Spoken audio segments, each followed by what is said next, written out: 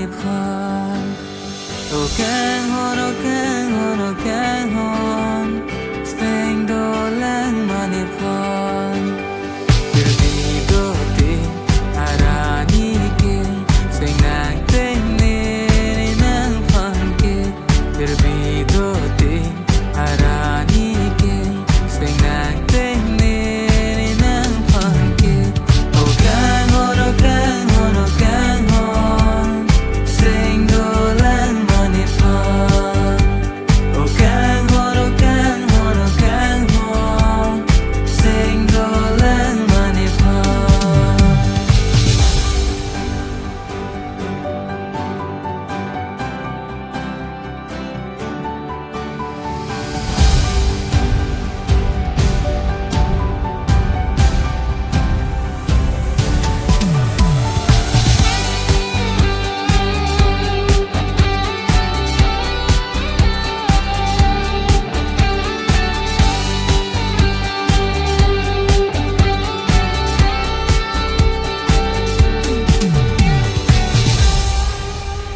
Sani nang kerjong, do verlo nilong, kai kela ne sing le aklong. Sani nang kerjong.